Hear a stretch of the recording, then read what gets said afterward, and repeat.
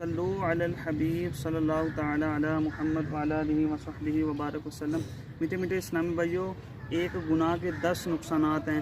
حضرت سیدنا عمر فاروق اعظم رضی اللہ تعالی عنہ نے فرمایا، گناہ چاہے ایک ہو اپنے ساتھ 10 بری خصلتیں لے کر آتا ہے۔ نمبر 1، جب بندہ گناہ کرتا ہے تو اللہ تبارک و تعالی کو غضب دلاتا ہے۔ نمبر 2، وہ گناہ کرنے والا ابلیس ملعون کو خوش کرتا ہے۔ نمبر 3، وہ جنت سے دور ہو جاتا ہے۔ نمبر 4، وہ جہنم کے قریب ہو جاتا ہے۔ نمبر 5، اپنی سب سے پیاری چیز یعنی اپنی جان کو تکلیف پہنچاتا ہے۔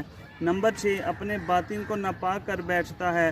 نمبر 7، اعمال لکھنے والے فرشتوں یعنی کرامن کاتبین کو ایذا دیتا ہے۔ نمبر 8، نبی کریم صلی اللہ تعالی علیہ وسلم کو قبر انور میں رنجیدہ کرتا ہے۔ نمبر 9، زمین و آسمان اور تمام مخلوق کو اپنی نافرمانی پر گواہ بنا لیتا ہے۔ نمبر 10، تمام انسانوں سے خیانت اور رب العالمین کی نافرمانی کرتا ہے۔ میٹھے میٹھے اسلامی بھائیوں، یہ 10 بندہ جب ایک گناہ کرتا ہے تو ساتھ یہ 10 خصلتیں بھی لے کر آتا ہے۔ تو میٹھے میٹھے اسلامی بھائیوں، ہمیں گناہوں سے توبہ کرنی ہے۔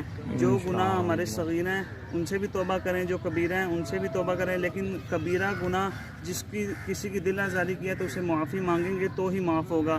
اگر جھوٹ بولا ہے تو رب تبارک و تعالیٰ سے معافی مانگے، یا اللہ میں نے جھوٹ بولا تھا، اب میں تیری بارگاہ میں سچی توبہ کرتا ہوں کہ آج کے بعد جھوٹ نہیں بولوں گا، تو انشاءاللہ عز و جل رب بہت رحیم و کریم ہے، رحم فرمائے گا، معاف فرمائے گا انشاءاللہ عز و جل۔ اس کی برکت سے انسان گناہوں سے بچے گا بھی، اور جو انسان نے گناہ کیے اگر سچی توبہ کرے گا تو اس کے وہ گناہ بھی معاف کر دیے جائیں گے۔ اللہ تبارک و تعالی ہمیں گناہوں سے بچنے کی توفیق عطا فرما، آمین بجاہ النبی الامین صلی اللہ تعالی علیہ وسلم۔